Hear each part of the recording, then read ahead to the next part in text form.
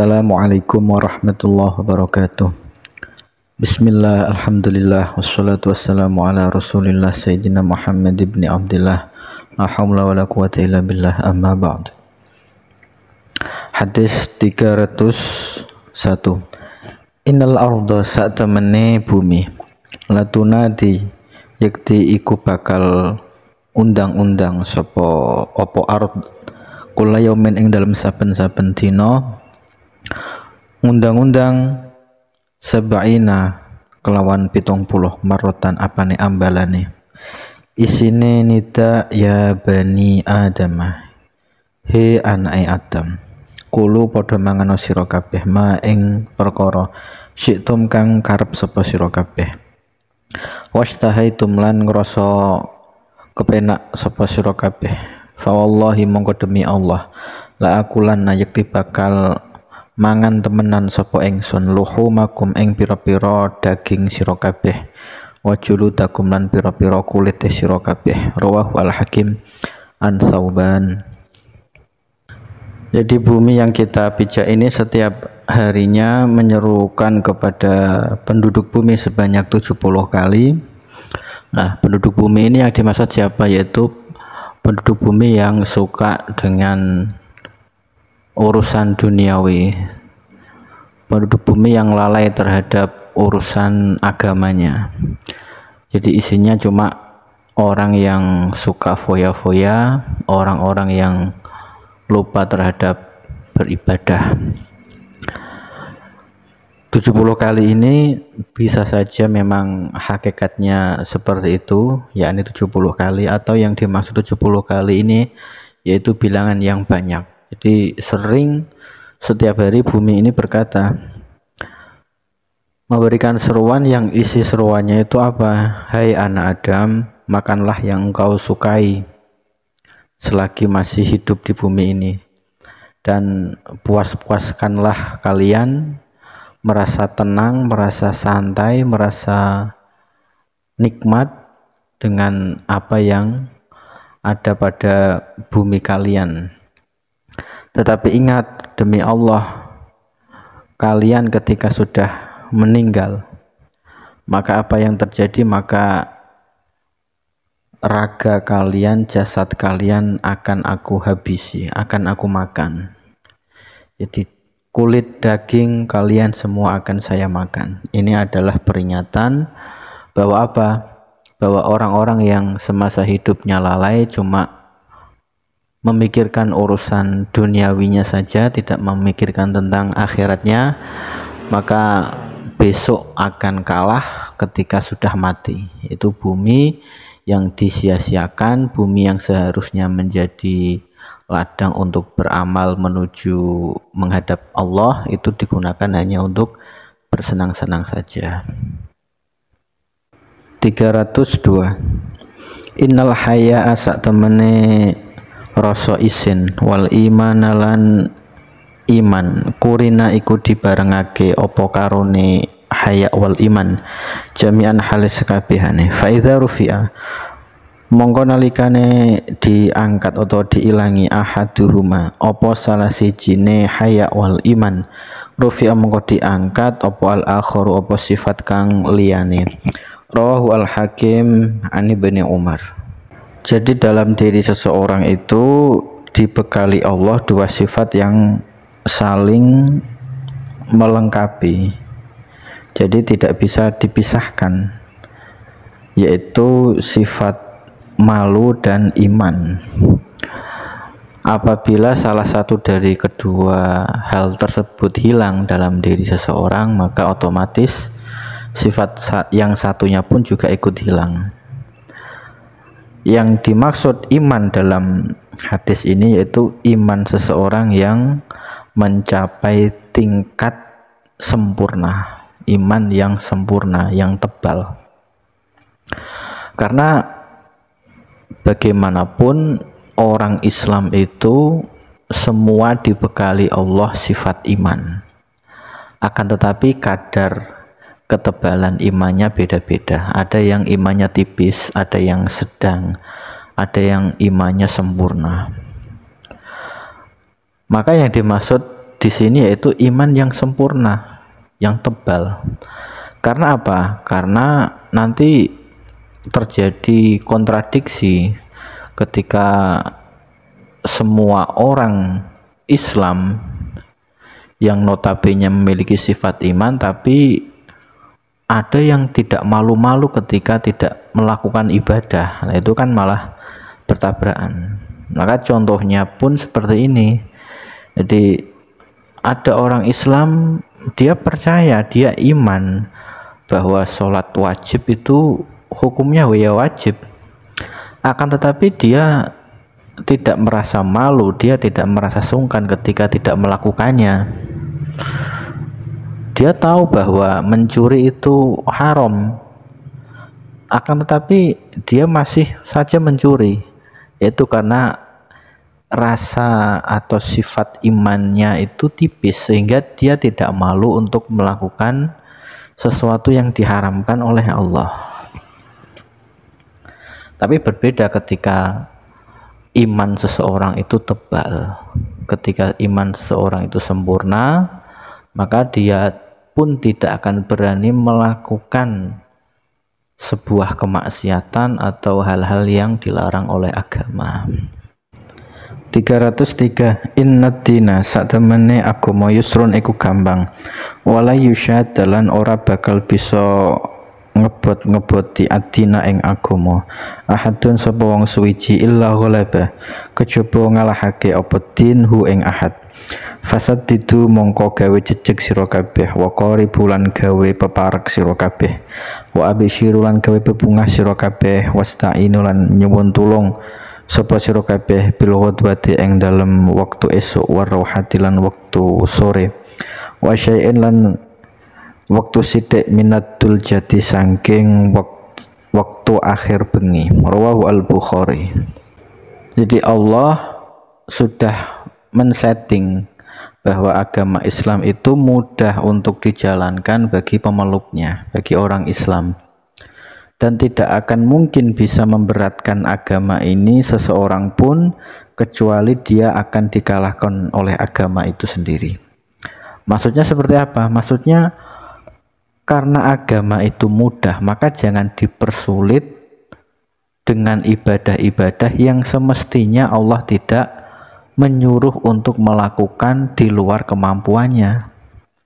Jadi misal waktu malam hari ketika seseorang sudah melakukan sholat isya, ya maksimalnya ditambahi ba'diyah atau mungkin ditambah witir ya. Jadi setelah itu seseorang bebas mau istirahat atau mau ngobrol sebentar, nggak apa-apa. Tapi kalau semisal setelah sholat isya digunakan untuk beribadah lagi, digunakan untuk qiyamul lail semalam suntuk, sehingga seseorang ini merasakan keletihan yang sangat, yang berdampak nanti subuhnya malah justru tertinggal atau mungkin dia kesiangan sehingga tidak melakukan sholat subuh, maka itu yang dinamakan agama akan mengalahkan seseorang tersebut. Itu tidak bisa kita paksakan sedemikian rupa hanya karena kita kepingin selalu beribadah. Tidak seperti itu.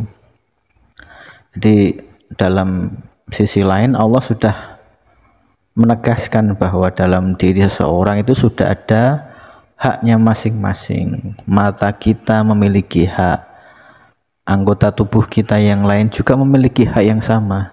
Jadi semua bukan untuk Allah saja, tapi kita juga disuruh Allah untuk memperhatikan diri kita. Bagi yang fisiknya lemah, ya udah cukup dengan ibadah-ibadah yang bersifat wajib. Kalau sehat ditambah ibadah yang sunnah, itu pun tidak usah ngoyo ya. Jadi sekedar kemampuan masing-masing dari kita saja. Kalau kita bisa sholat tahajud, ya kita laksanakan, tapi tidak usah sampai kita ya saya takut nanti kalau nggak bisa tahajud akhirnya semalam nggak tidur, nanti menjelang subuh malah ngantuk ketiduran, akhirnya malah nggak sholat subuh. Nah itu yang yang disesalkan sebenarnya, itu yang dinamakan maka agama akan mengalahkan seseorang.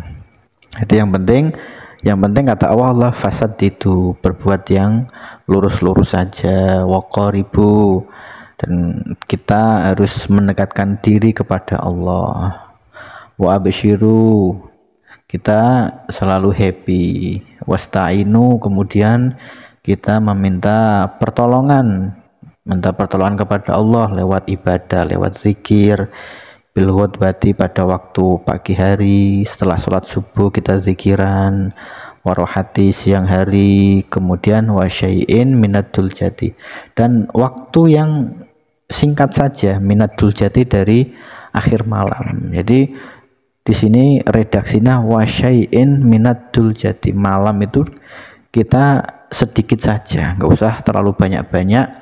Khawatirnya tadi ibadah sunnah justru malah membuat ibadah yang wajib itu kalah. Itu yang tidak boleh.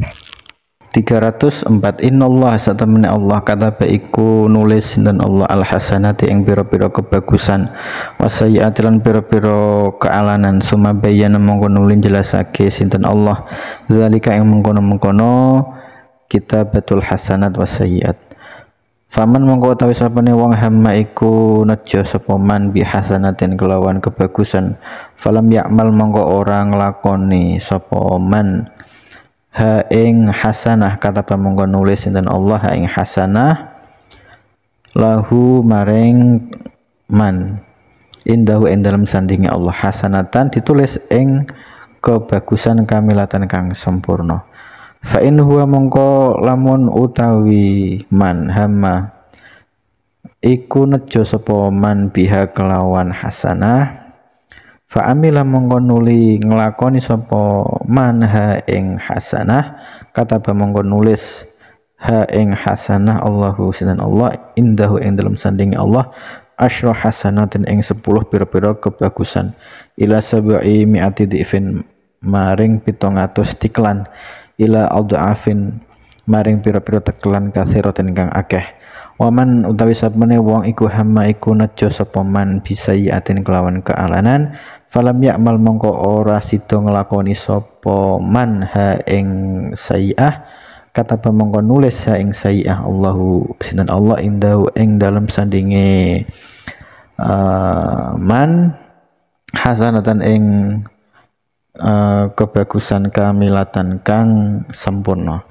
Fa in huwa mongko lamun utawi man hamma iku nejo sapa man biha kelawan sayi'ah, fa amila mongko nglakoni sapa man ha ing sayi'ah, kataba mongko nulis ha ing sayi'ah Allahu sinten Allah alaihi ing ngatasé man sayi'atan ing kealanan wahidatan kang siji, akhrajahu Muslim wal Bukhari an Ibnu Abbas. Hadis ini menjelaskan betapa murahnya Allah ketika memberikan pahala kepada hambanya. Bagaimana tidak, seseorang yang baru punya niatan melakukan amal kebaikan tetapi belum sampai melakukan, itu sudah ditulis Allah dengan tulisan yang sempurna. Misal si A punya niatan, besok saya mau puasa sunnah hari Kamis, maka tetapi dia tidak jadi puasa karena lupa atau mungkin ketiduran sehingga dia tidak sahur atau bagaimana. Nah, itu sudah ditulis Allah bahwa si A hari Senin tanggal sekian itu sudah puasa. Nah, itu baiknya Allah, murahnya Allah. Dan ketika seseorang yang punya niatan dan jadi dilakukan, ya benar-benar hari Senin puasa, itu nanti akan ditulis melakukan kebaikan 10 hingga 700 kali lipat, dan bahkan masih bisa dilipatkan lagi, jadi lebih banyak lagi sampai hitungan yang nggak tahu jumlahnya. Itu ketika menulis amal yang baik. Sedangkan ketika ada seseorang punya niatan mengerjakan keburukan tapi belum sampai dilakukan atau tidak jadi dilakukan, itu Allah tidak menulis sama sekali. Ya, misal ada seseorang dalam hatinya sudah punya niatan, oh nanti saya mau mencuri, nah, tapi belum sampai dilakukan, itu Allah belum menulis apa-apa. Jadi belum ada di amal keburukannya itu si A akan mencuri, belum ada. Barulah ketika seseorang benar-benar melakukan kejahatan atau amal buruk tadi, nah itu baru ditulis. Itu pun ditulis satu tok, tidak ada lipatan-lipatannya, tidak ada. Jadi melakukan keburukan tertentu ya ditulis satu kali saja, tidak dilipat-lipatkan seperti melakukan kebaikan. 305. Inna rajula satemene wong lanang la yuhramu yakti iku dialing-alingi sapa rajul arrizqa ing rizkine bidzambi dialing-alingi sebab dosa yusi bukan mekenani apa zambu ing rajul la yaruddu ora bisa nolak al qadara ing takdire Allah illa du'a'u kejaba doa. Itu ada wawunya ya, wala yaruddu gitu ya, wala yaruddu lan ora bisa nolak al qadara ing takdire Allah illa du'a'u kejaba donga. Wala yazid lan ora nambahi fil umri ing dalam umur illal birru apa kejaba kebagusan. Rawahu Ibnu Hibban an Tsauban. Seseorang itu terkadang rizkinya bisa terhalang-halangi atau seret ya, itu sebab sebuah dosa. Jadi penghalang rizki itu macam-macam. Di antaranya seperti yang ada di hadis itu rumah yang ada patungnya atau ada anjingnya, atau mungkin karena dia tidak pernah mendoakan orang tuanya, tidak pernah bersedekah, itu adalah penyebab beberapa yang menghalang-halangi rizki masuk. Kemudian wala yarudul qadara ila doa, takdirnya Allah ini tidak bisa dirubah kecuali menggunakan doa.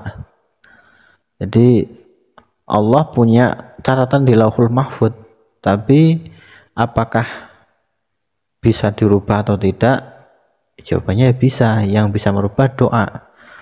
Allah sendiri dalam Al-Quran sudah menjelaskan yamhullahu ma yasha'u wa yusbit, bahwa Allah bisa menghapus atau bisa menetapkan. Jadi yang bisa ya cuma Allah, kita hanya berikhtiar dengan cara apa? Ya berdoa tadi, meminta agar diberikan takdir yang lebih baik, seperti itu. Kemudian wala yazidu fil umri ilal bir. Jadi umur tidak bisa ditambahkan kecuali dengan perbuatan yang baik. Di sini masih ada dua kemungkinan bertambahnya umur, ya bisa saja secara kenyataan atau mungkin barokah ya. Umur yang baik itu yang berkah tadi. Panjang umur yang dimaksud bukan terus nominalnya sekian 100 atau 200 tahun, bukan, tapi barokah. Umur pendek tapi karena dia melakukan kebaikan yang terus menerus sehingga dia bisa membuat kemanfaatan bagi orang lain. 306. Inna rizqa satemene rizki layat lubu iku yakti golei apa rizki al abda ing kawul aksara hale luweh akeh mimma tinimbang perkara yat lubu kang golei hu ing ma ajaluhu apa ajale abad. Rawahu at-Tabarani an Abi Darda. Jadi hadis ini menjawab kegelisahan bagi orang-orang yang khawatir tidak mendapatkan rizki dari Allah. Jadi tenang saja bahwa rizki itu lebih sering mencari kita ketimbang mati. Mati itu hanya mencari kita sekali saja seumur hidup. Tapi kalau rezeki, setiap hari, setiap saat itu mencari kita, mencari pemiliknya. Jadi jangan khawatir ya masalah rezeki itu. Setiap orang yang masih hidup pasti akan dicari rezekinya. 307 Inna sa'adata saat temene kabejanan kula sa'adati ya sekabehane kabejanan iku tulul umri iku umur kang dawa fi taatillahi ing dalam taat maring Allah. Rawahu al-Khatib an Abdullah an abihi. Keberuntungan yang paling beruntung bagi seseorang yaitu apabila ditakdir memiliki usia yang panjang. Usia yang panjang tersebut digunakan untuk taat beribadah kepada Allah. Nah, itu nikmat yang sangat luar biasa. 308 Innal mayyita sa'tamane mayyit iku yudhi iku nglaranihi ing mayyit fi qabrihi ing dalam kubure mayit ma apa perkara kana kang ana iku yudhi nglarani apa mahi ing mayyit fi baiti ing dalam omahe mayit. Rawahu ad-Dilami. Jadi orang yang sudah meninggal itu masih merasakan rasa sakit sebagaimana ketika dia masih hidup. Jadi maka dari itu jangan sampai orang yang sudah meninggal itu dimaki, karena dia masih merasakan seperti ketika dia dimaki kala masih hidup. Jadi rasanya masih sama. Orang yang sudah meninggal jangan sampai organnya disakiti, karena rasa sakitnya masih sama seperti ketika dia masih hidup. Jadi tidak ada bedanya. 309 Innal mayyita satamene mayit la yu'azzabu iku yakti disiksa sapa mayit disiksane mau bibuka ahli sebab nangise keluargane mayit alih ing atase mayit. Rawahu al-Bukhari. Salah satu sebab orang meninggal disiksa dalam kuburnya yaitu ketika ditangisi oleh keluarganya. Ditangisi dalam hal apa? Dalam hal tidak ridho karena dia sudah diambil oleh Allah. Nah, atau bisa saja konteksnya itu mayit memang sengaja menyuruh keluarganya lewat wasiat sebelum meninggal, nanti kalau saya mati kalian pura-pura menangis ya, biar seolah-olah itu merasa kehilangan. Nah, biar dilihat orang itu merasa wah ini yang meninggal ini benar-benar orang yang dicintai, sehingga orang-orang pun juga merasa iba. Nah, itu yang tidak diperbolehkan dan bisa mengakibatkan mayit mendapatkan siksaan dalam kubur. 310 Inna ahadakum saat temene salah siji sira kabeh yujma'u iku dikumpulno khalquhu apa penciptaane ahad fi batni ummi ing dalam wetenge ibune ahad arba'ina ing dalam 40 yauman apane dinane nutfatan hale rupa mani summa yakunu mongko nuli ana sapa ahad alakotan iku rupa getih kendel misla zalika hale sepadane mengkono-mengkono arba'ina yauman summa yakunu mongko nuli ana sapa ahad iku mudghatan iku daging misla zalika hale sepadane mengkono-mengkono arba'ina yauman sumaya ba'asum mengkono ngutus sinten Allah ilahi maring ahad malakan ing malaikat wa yu'marulan diperintah sapa malak bi arba'i kalimatin kelawan papat pira-pira kalimat wa yuqalan dingendikaake lahu maring malak uktub nulisa sira ilmahu ing ilmune ahad wa rizqahu lan rizkine ahad wa ajalahu lan ajale ahad wa syaqiyun lan apa ta cilaka au sa'idun utawa bejo summa yunfakhu mangkono disebulno fihi ing dalam ahad ar-ruhu apa roh fa inna rajula monggo satemene wong lanang mingkum saking sira kabeh layak malu iku yaktine ngamal sapa rajul bi amali ahli jannati kelawan amale ahli swarga hatta la yakuna sehingga ora ono bainahu iku ing dalam antarane rajul wa bainahalan ing dalam antarane swarga illa ziraun kejaba sak zira fayasbiqu mongko nulin disi alaihi ing atase rajul alkitab apa catatane Allah fayamalu mongko nuli ngamal sapa rajul bi amali ahli nari kelawan amale ahli neraka fayadkhulu mongko mlebu sapa rajul annara ing neraka naudzubillah wa inna rajulan satamne wong iku ya'malu iku ngamal sapa rajul bi amali ahli nari kelawan ngamale penduduk neraka hatta ma yakuna sehingga ora ana iku bainahu ing dalem antarane rajul wa bainahalan antarane nar illa ziraun kejaba sak zira fayasbiqu mongkon disi alihi ing atase rajul alkitab apa catatane Allah fayamar mengkonuli ngamal sapa rajul bi amali ahli jannati kelawan ngamale penduduk swarga fayadkhula mongko mlebu sapa rajul al jannata ing swarga rawahu al Bukhari wa Muslim. Jadi dalam penciptaan seseorang itu Allah memberikan beberapa tahapan, yaitu tahap pertama seseorang dalam perut sang ibu itu berupa mani selama 40 hari. Setelah 40 hari kemudian berubah lagi menjadi segumpal darah.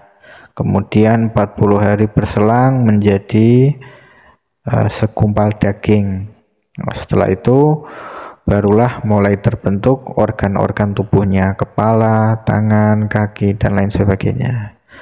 Setelah itu Allah mengutus malaikat untuk mencatat 4 hal kepada calon jabang bayi tersebut. Yang pertama yaitu mencatat ilmunya, rizkinya, dan umurnya. Kemudian mencatat apakah calon jabang bayi tersebut itu terkategorikan orang yang celaka atau orang yang beruntung.